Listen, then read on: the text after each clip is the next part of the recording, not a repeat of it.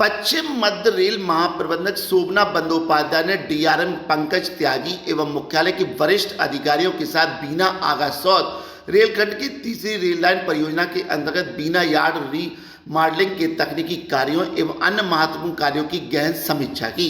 इस जटिल non interlocking कार्य का निष्पादन यात्री ट्रेनों की सुरक्षा को प्राथमिकता देते हुए करने के लिए इंजीनियरिंग, परिचालन, सिग्नल एवं दूरसंचार तथा अन्य संबंधित विभागों के अधिकारियों के साथ समीक्षा बैठक भी की गई। इसके अलावा बीना स्टेशन पर उपलब्ध यात्री सुविधाओं, सर्कुलेटिंग एरिया की सफाई व्यवस्था, लोको पायलट व गार्ड संयुक्त कूलाबी, रनिंग रूम, बुकिंग काउंटर, पे एड यूज यात्री शौचालय, प्लेटफॉर्म पर खान पान stall, automatic ticket vending machine की कार्यशीलता की जांच एवं स्टेशन पुनः विकास योजना की समीक्षा भी की।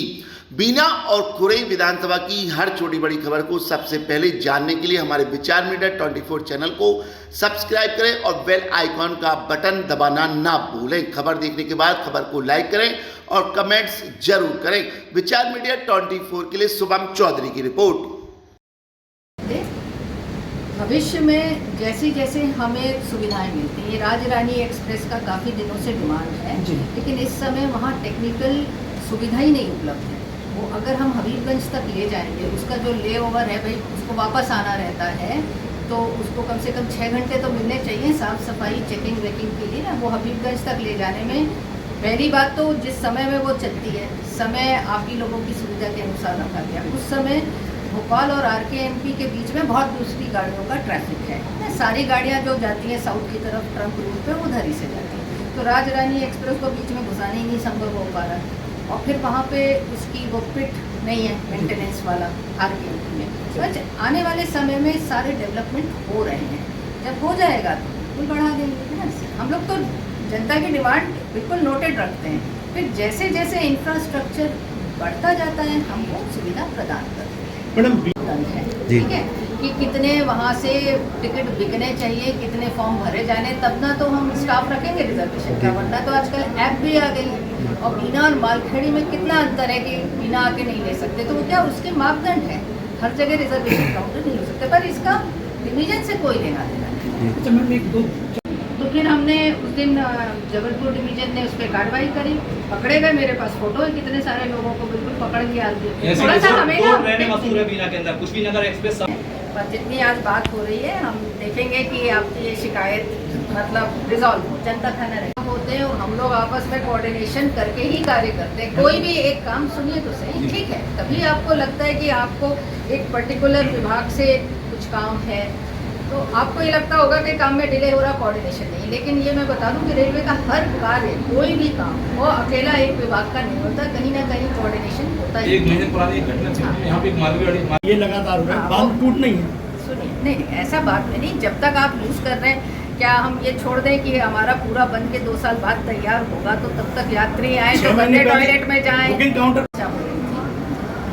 जब शुरू में हम कोई प्रोजेक्ट लेते हैं तो एक मोटे मोटे तौर पे एस्टिमेट बनता है, बिल्कुल एकदम एक्यूरेट कि कितना पैसा कितना वो नहीं होता। एक मोटे तौर पे बता दिया जाता है कि भाई इतने करोड़ का यहाँ काम होगा। उसके बाद फिर उसके फाइनल डिटेल्स होते हैं। तो जैसा मैंने बताया, वो आप लोग कह रहे हैं ना कि छोटे स्टेशन पे काम शुरू हो गया, वो तो छोटे काम थे। बीना में तो बहुत मेजर स्टेशन डेवलपमेंट हो रहा है। और स्टेशन डेवलपमेंट में ना केवल हम, आप यूँ ना समझें कि सिर्फ बिल्डिंग ही नहीं बन जाएगी, इसके चलते पुराने जो मतलब अबैंडेंड पुराने स्ट्रक्चर्स हैं वो हटेंगे।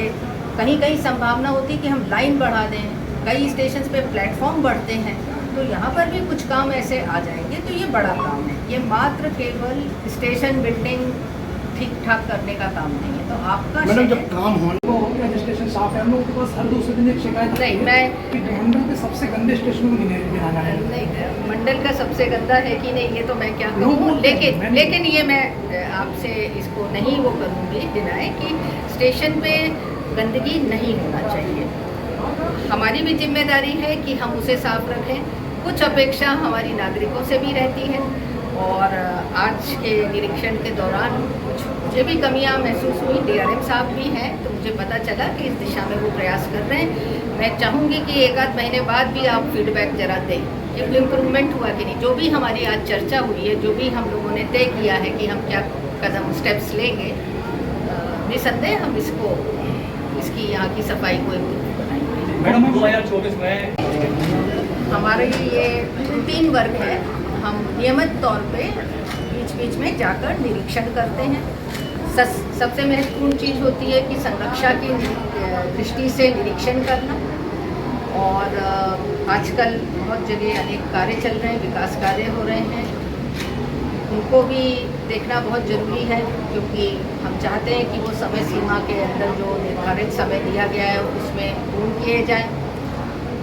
दूसरा, जब हम आते हैं स्टेशंस पे तो इसी बहाने मुझे यात्रियों से, आप लोगों से, सबसे जिनको रेलवे से कुछ मांग है या कुछ सुझाव देना चाहते हैं, तो 1 to 1 एक इंटरेक्शन हो जाता है।